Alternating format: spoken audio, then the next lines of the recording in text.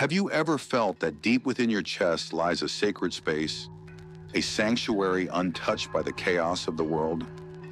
What if I told you that within your very heart exists a chalice more precious than any earthly treasure, waiting to be discovered and filled with divine light? This is not poetry or metaphor, but a profound spiritual reality that mystics across cultures have recognized for millennia. In this moment, as you read these words, something stirs within you. Perhaps it's a longing you've carried since childhood, a sense that life holds mysteries beyond the material world. Or maybe it's a quiet knowing that beneath your everyday concerns lies a deeper purpose, a calling that whispers to your soul in moments of silence. The oracle speaks. What you seek has never been lost. What you long for has always been present. The chalice of your heart awaits not creation, but recognition. Consider this profound truth. Every spiritual tradition throughout history has pointed to the same destination, the awakening of the divine within the human heart. Christ spoke of the kingdom of heaven within. Buddha taught of the luminous mind beneath the clouds of ignorance. Hindu sages described the Atman, the divine self residing in the heart's cave. These weren't different teachings, but different languages describing the same sacred reality. But why do so few discover this inner sanctuary? Why do we search everywhere except within ourselves for meaning, peace, and fulfillment? The answer lies in our conditioning. We've been taught to look outward for what can only be found inward, to seek in the material world what belongs to the spiritual realm. The challenger questions, is it possible that everything you've been seeking, love, peace, purpose, meaning, has been waiting within your own heart all along? And if so, what would change if you truly believe this? Think of your heart not as merely an organ pumping blood, but as a sacred vessel, a chalice designed to hold divine consciousness. Throughout your life, this chalice has been filled with many things: fears, desires, wounds, hopes, dreams. But what if its highest purpose is to become a pure vessel for divine light, a fountain of love that transforms not only your life, but the world around you? This isn't about religious belief or philosophical theory. This is about the direct experience of your own divine nature. It's about remembering what you've always known in your deepest moments of clarity, that you are far more than your thoughts, emotions, or circumstances. You are a spiritual being having a human experience, and within your heart lies the key to awakening to this truth. The mystics of old spoke of the Holy Grail as the cup that held Christ's blood. But the deeper teaching points to the heart itself as the true Grail, the sacred vessel that can hold divine consciousness. This chalice within you is not earned through achievement or granted by external authority. It is your birthright, your essence, your deepest reality waiting to be uncovered. Close your eyes and turn your attention inward. Feel the space within your chest, the area around your physical heart. Notice any sensations, any sense of expansion or contraction, any emotions or feelings that arise. This is your invitation to explore the inner landscape of your being, to become intimate with the territory of your own heart. The mentor guides. To purify the chalice, we must first see what it contains. Look with compassion, not judgment, at what you find within your heart's chambers. Imagine your heart as a sacred temple with many rooms. In some chambers, you might find old grief, losses that haven't been fully processed, loves that didn't last, dreams that were shattered. In others, you might discover fear, worry about the future, anxiety about your worth, terror of loss or abandonment. There may be rooms filled with anger at yourself, at others, at life itself for not matching your expectations. But as you explore deeper, you begin to sense something else. Beneath all these accumulated emotions, beneath the noise and confusion, there's a space of profound stillness. It's like discovering a hidden room in your own house, a sanctuary that has always been there, waiting for your attention, This stillness isn't empty or void. It's pregnant with potential, vibrant with life, radiant with a light that seems to come from everywhere and nowhere at once. This is the essence of the chalice, your heart's capacity to hold divine consciousness, to be a vessel for love, wisdom, and peace. The skeptic interjects, but if this sacred space exists within everyone, why is there so much suffering in the world? Why do people hurt each other if they carry divine light within their hearts? The answer lies in the confusion between our true nature and our conditioned identity. We've forgotten the chalice and identified instead with its temporary contents. We think we are our fears, our wounds, our anger, but these are merely clouds passing through the sky of consciousness. The sky itself remains unchanged, just as the essence of your heart remains pure, regardless of what emotions or experiences move through it. Consider how a clear glass becomes temporarily colored by whatever liquid is poured into it, yet the glass itself remains unchanged. Your heart is like this clear glass. It can hold fear or love, pain or joy, confusion or clarity, but its essential nature remains pure, sacred, divine. The spiritual journey is about remembering this truth and learning to empty the chalice of everything that obscures its natural radiance. This inner landscape is unique to each individual, yet follows universal patterns. We all carry wounds from childhood, conditioning from society, fears about survival and belonging. We all have rooms in our hearts that need cleaning, healing, and transformation. But we also all have access to that same divine essence, that sacred stillness that is our deepest reality. As you explore your inner territory, notice how it feels to simply be aware of what's there without trying to change anything. This is the beginning of the purification process, not forcing or fighting, but simply witnessing with compassion. Like sunlight naturally dissolves morning mist, the light of awareness naturally begins to transform whatever it touches. The oracle whispers, the greatest alchemy happens not through doing, but through being. Simply be present to what is, and watch how presence itself becomes the healing balm your heart has been seeking. The ancient alchemists searched for ways to transform base metals into gold, but they were really describing an inner process, the transformation of the human heart from a vessel of suffering into a chalice of divine light. This is the great work of spiritual purification, and it begins not with grand gestures, but with the willingness to face what is honestly and compassionately. Purification isn't about becoming perfect or eliminating all difficult emotions. It's about creating space within your heart for the divine to dwell, like preparing a room for an honored guest. This requires removing not the furniture of human experience, but the clutter of unconscious reactivity, the dust of unexamined beliefs, the cobwebs of old resentments. The first step in this sacred alchemy is recognition, seeing clearly what you carry in your heart without judgment or condemnation. Fear isn't your enemy. It's simply an energy that has been given a home in your heart.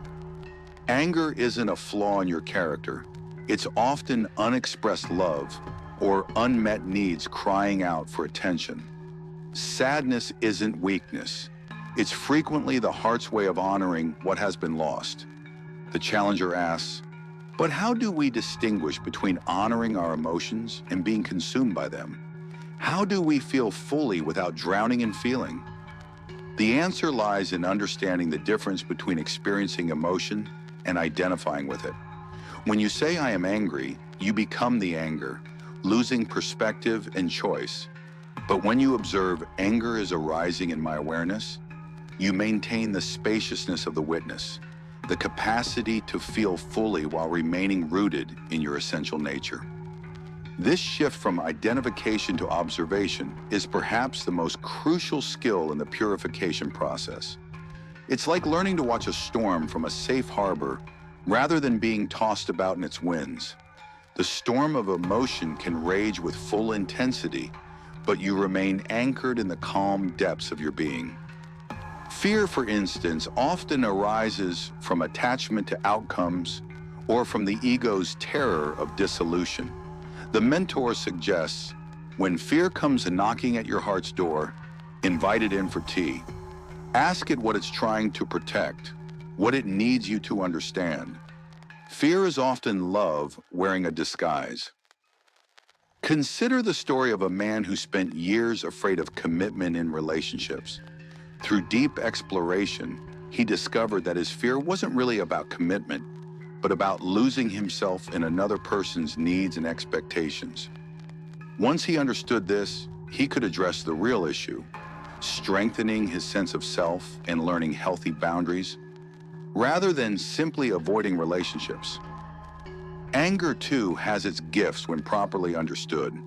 It often points to our values and boundaries being crossed. The oracle explains, anger is the heart's fire, and like all fire, it can either destroy or illuminate. When you feel its heat, ask, what truth is it trying to reveal? What boundary needs to be honored? What injustice calls for your attention? The purification process also involves releasing what many traditions call psychic debris, the accumulated energy of past experiences that no longer serve our growth. These might be inherited family patterns, cultural conditioning that limits our potential, or simply old decisions that we've outgrown but haven't consciously updated. Forgiveness becomes a crucial tool in this process, but not the kind of forgiveness that bypasses or minimizes harm. True forgiveness is the recognition that holding on to resentment hurts the one who holds it more than anyone else. It's choosing to release the past's grip on your heart so that you can be fully present to life's current possibilities. The skeptic challenges, isn't this just spiritual bypassing? Don't some situations require anger, require us to fight injustice and protect the vulnerable? Indeed, the purified heart doesn't become passive or detached from the world's pain. If anything, it becomes more responsive, more capable of effective action, because it's not clouded by personal reactivity. The sage can feel anger at injustice without being consumed by hatred. The awakened heart can grieve loss without drowning in despair. This is the paradox of purification. We become more fully human, not less. Practically, this purification happens through daily practices that create space for divine light to enter. Meditation quiets the mind's chatter so you can hear the heart's wisdom. Prayer opens dialogue between your human self and the divine. Contemplation allows deeper truths to emerge from the silence. Service to others reminds you of your inner connection with all life. But perhaps the most powerful practice is what the mystics call presencing, simply being fully present to whatever arises in your heart without immediately trying to fix, change, or understand it. This quality of spacious attention is itself transformative, like sunlight that naturally dissolves shadows without effort or force. As you engage in this sacred work of purification, remember that it's not a destination, but a way of traveling. The chalice of your heart doesn't become pure once and remain that way forever. It requires ongoing attention, like tending a garden or maintaining a sacred fire. But each moment of purification, each choice to love rather than judge, each decision to trust rather than control, polishes the chalice a little more brightly. Now we move from understanding to embodiment, from concept to practice. The transformation of your heart into a sacred chalice requires more than intellectual knowledge. It demands direct engagement with the divine reality within you. These practices aren't techniques to achieve something absent, but invitations to recognize what's already present. The practice of heart-centered breathing. Begin by placing your hand on your heart and feeling its steady rhythm. This isn't just a physical organ, but the center of your being, the sacred space where human and divine meet. As you breathe, imagine drawing light directly into your heart space on each inhale, and on each exhale, Allow this light to radiate outward, filling your entire being. Don't strain or force anything.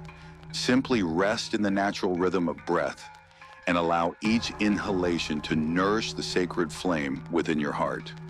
With practice, you'll begin to sense that you're not just breathing air, but drawing in divine energy, prana, the very substance of consciousness itself. The mentor guides. The breath is a bridge between the physical and spiritual worlds. Through conscious breathing, you invite the divine into your human experience, making your heart a meeting place between heaven and earth. Notice how this practice affects your state of being. Most people discover a natural settling, a sense of coming home to themselves. This is because you're reconnecting with your essential nature, remembering what you truly are beneath all the roles and identities you've accumulated.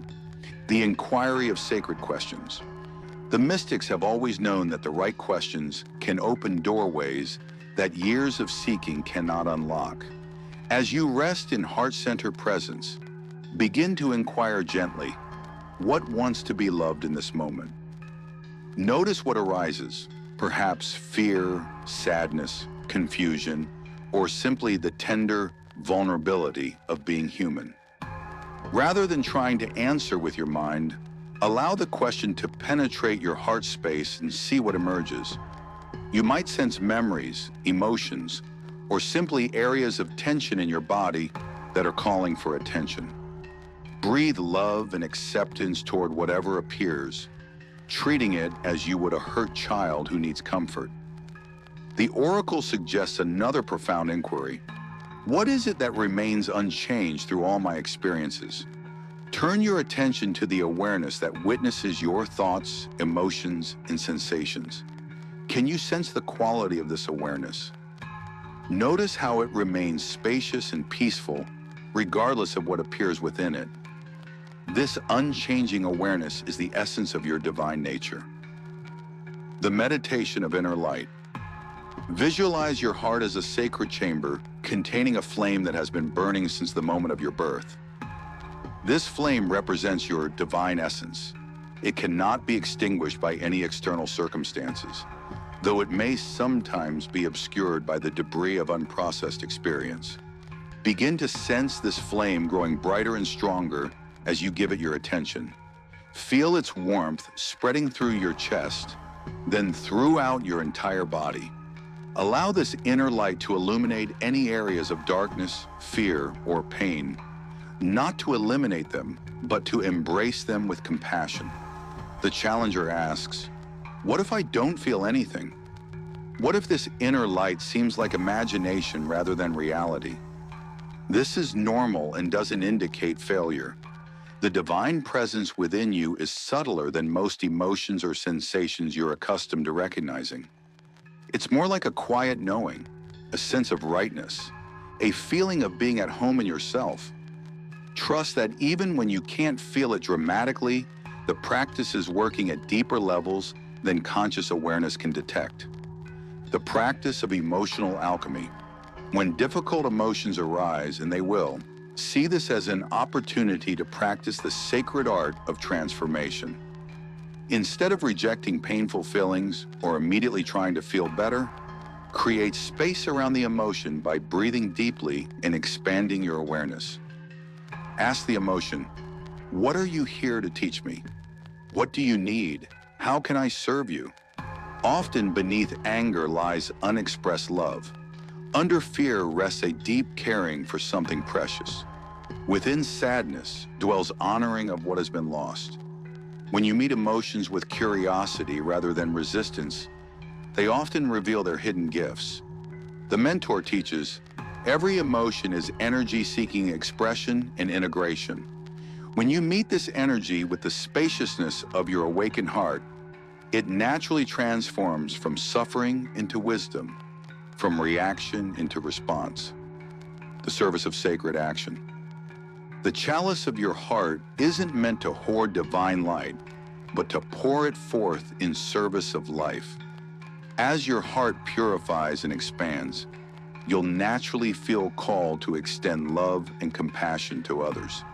This might be through kind words, helpful actions, or simply the quality of presence you bring to your interactions. Notice opportunities throughout your day to be a blessing to others, holding a door, offering a genuine smile, listening with full attention, or sending silent prayers of love to strangers you pass on the street. These small acts of service keep your heart open and flowing, preventing the stagnation that occurs when love is hoarded rather than shared. The contemplation of divine union. Set aside time regularly for wordless communion with the divine presence within your heart. This isn't about achieving any particular state, but about simply being available to love, to truth, to the mystery of existence itself. Rest in the knowing that you are held, loved, and guided by a wisdom far greater than your personal understanding. The oracle whispers, in these moments of communion, you touch the truth that there is no separation between your heart and the heart of the divine. You are not seeking union with God. You are recognizing the union that has always existed.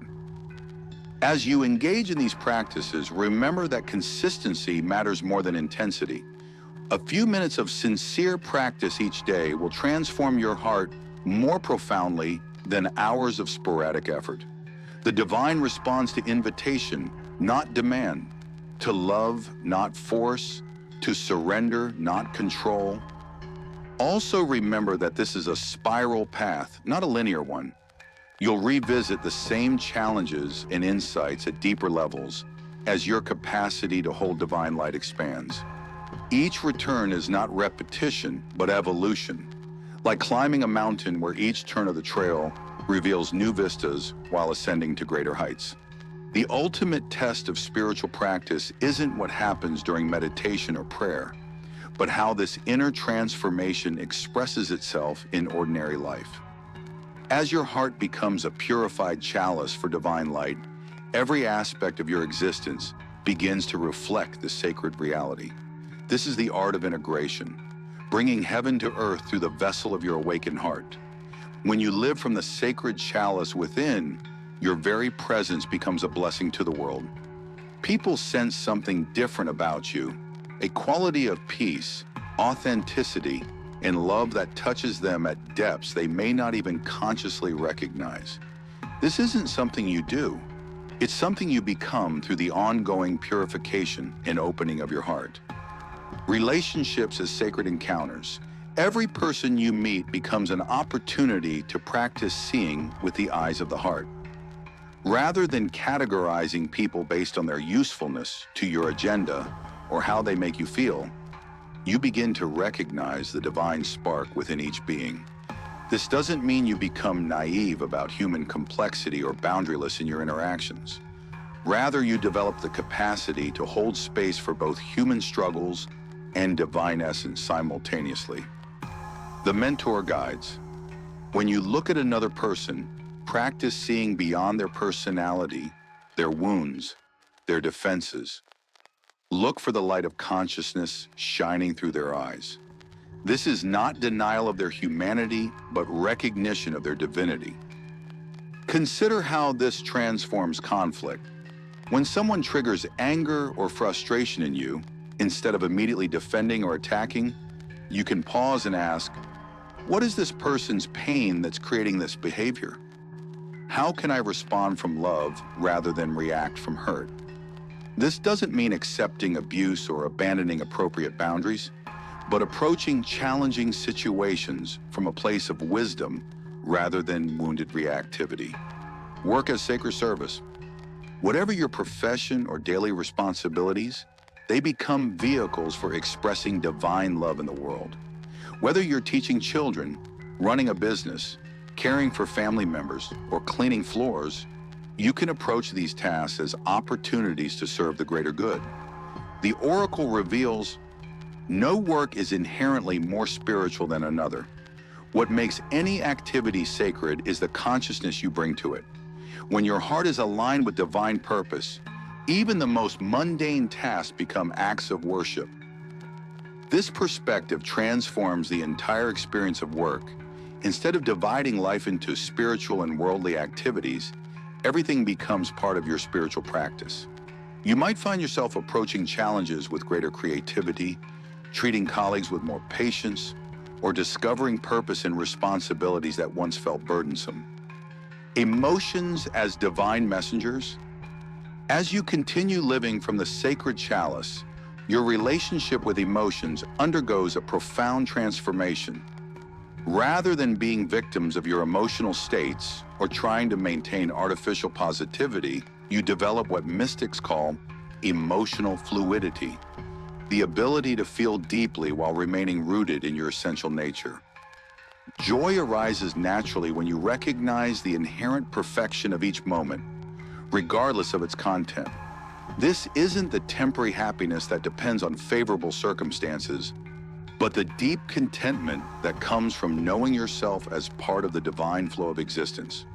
When sadness comes, you can honor it as the heart's way of loving what has been lost without drowning in despair. Grief becomes a sacred process of releasing attachment while maintaining love.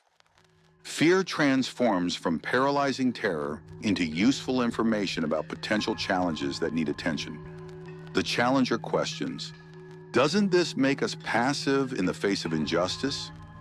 If we accept everything as divine expression, how do we stand up against harmful systems or protect the vulnerable?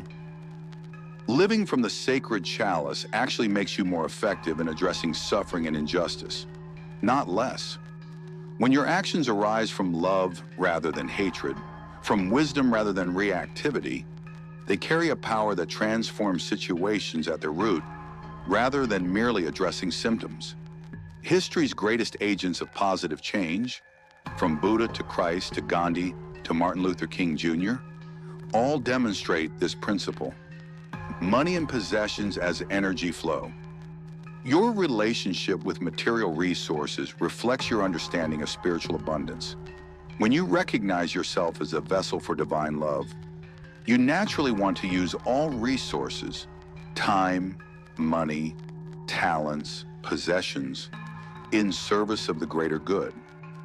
This doesn't necessarily mean giving away everything you own or living in poverty. Rather, it means holding your resources lightly, using them consciously, and remaining open to sharing when guided to do so. You might find yourself naturally spending less on items that merely feed ego desires and more on experiences and gifts that nourish the soul. Physical health as temple maintenance. Your body becomes recognized as a temple housing divine consciousness, deserving of reverent care. This transforms your approach to food, exercise, rest, and self-care from mere habit or vanity into sacred practice. You might find yourself naturally drawn to foods that increase vitality and clarity, rather than those that create sluggishness or addiction. Physical movement becomes a form of moving meditation, a way of celebrating the miracle of embodied consciousness. Rest becomes a time for spiritual renewal, not just physical recovery. Challenges as invitations to deeper surrender. Perhaps most importantly, living from the sacred chalice transforms your relationship with difficulty. Rather than seeing problems as evidence that something has gone wrong, you begin to recognize challenges as invitations to deepen your spiritual practice, to expand your capacity for love, and to trust more fully in divine wisdom. This doesn't mean becoming passive or resigned in the face of preventable suffering. Rather, it means approaching each challenge with curiosity. What is this situation here to teach me? How can I grow through this experience? What opportunities for service does this difficulty reveal? The sacred chalice becomes a lens through which all of life is seen as divine curriculum, perfectly designed to support your awakening and to provide opportunities for expressing divine love in the world. This perspective doesn't eliminate life's difficulties, but it transforms their meaning, revealing them as doorways to deeper wisdom and compassion. As you integrate these principles into daily life, remember that this is a gradual process. Some days you'll feel clearly connected to your divine nature. Others you'll feel lost in human confusion. Both experiences are part of the path. The goal isn't perfection, but greater consistency in returning to love, in choosing trust over fear, in seeing through the eyes of the heart. As we reach the culmination of our exploration, we encounter perhaps the most profound mystery of all, the relationship between the sacred chalice of the heart and the great transition we call death. From the perspective of ordinary consciousness, death appears as an ending, a loss, a fearsome unknown. But when viewed through the lens of the awakened heart, death reveals itself as the ultimate transformation, the final purification that allows the soul to merge completely with divine consciousness. The oracle speaks, "Death is not the opposite of life, but its fulfillment. The chalice of your heart, once perfected through earthly trials, becomes eternal, capable of serving divine love beyond the boundaries of any single incarnation." Throughout your spiritual journey, you've been preparing for this moment without perhaps realizing it. Every time you've chosen love over fear, service over selfishness, truth over illusion, you've been polishing the sacred vessel of your heart. Each act of purification, each moment of surrendering ego to divine will, has been preparing your consciousness for the ultimate letting go. But here's the beautiful paradox.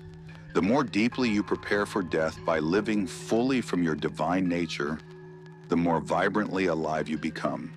Death loses its terror when you realize that what you truly are, pure consciousness, divine love, eternal awareness, cannot die. Only the temporary forms through which consciousness expresses itself are subject to change and dissolution. The three phases of sacred transition. The mystics describe death as occurring in three phases, each offering opportunities for continued spiritual service, even as individual existence transforms. In the first phase, consciousness begins to withdraw from the physical body, like light gradually dimming in a room.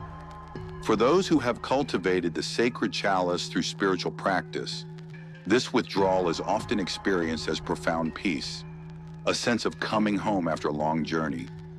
The purified heart remains calm, trusting in the divine process that has guided the entire lifetime.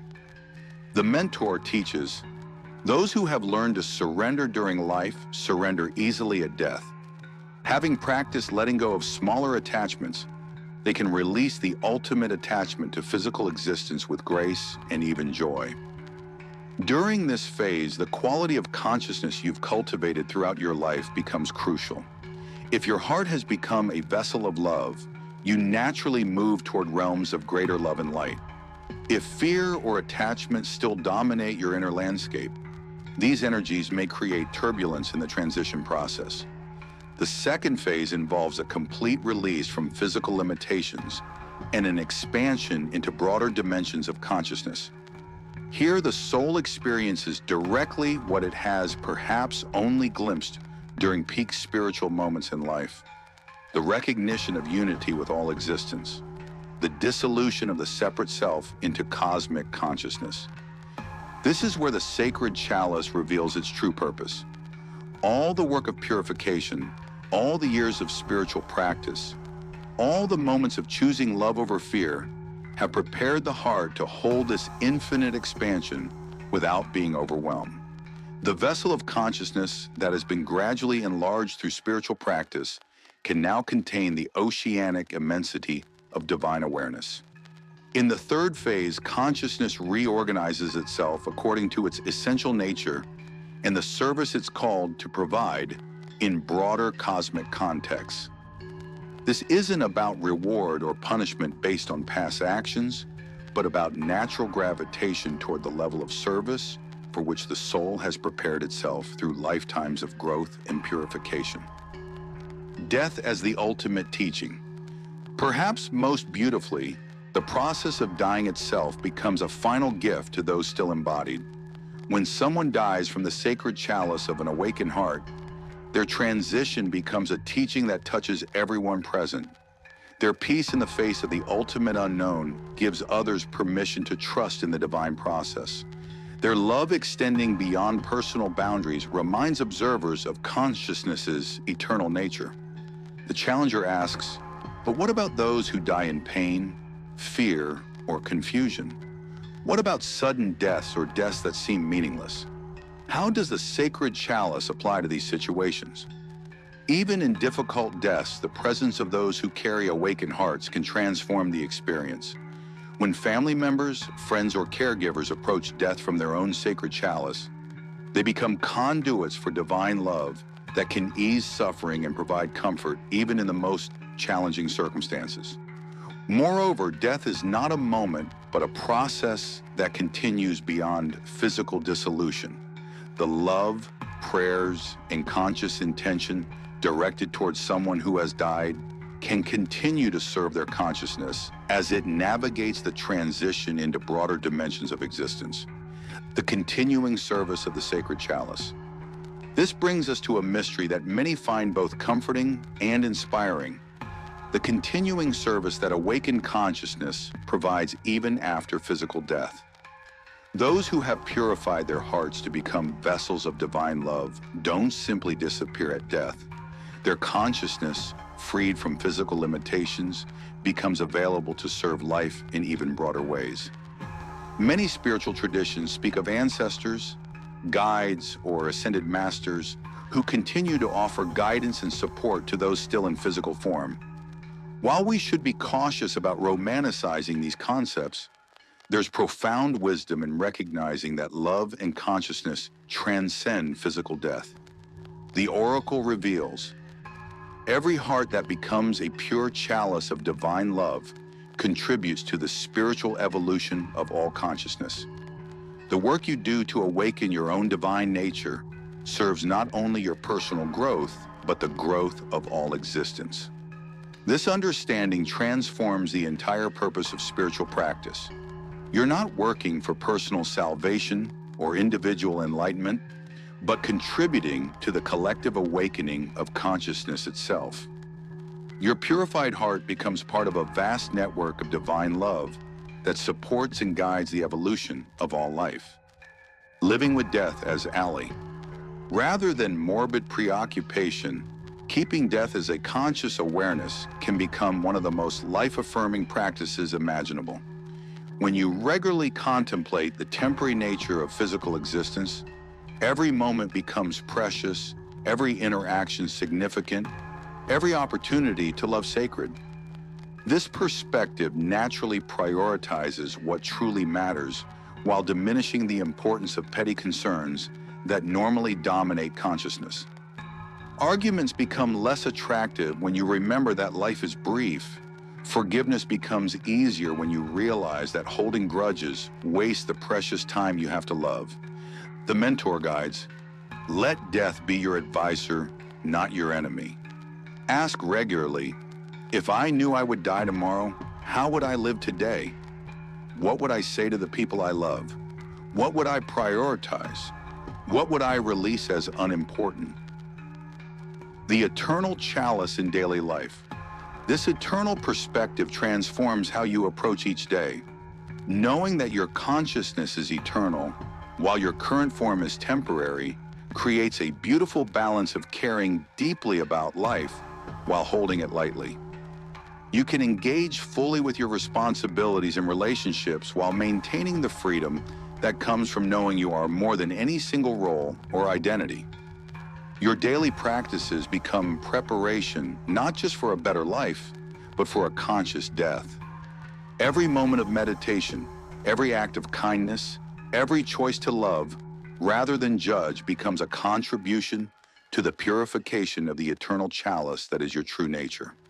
And perhaps most beautifully, this understanding reveals that the work of awakening never ends. Whether in this life or whatever existence follows, consciousness continues to evolve, to serve, to love.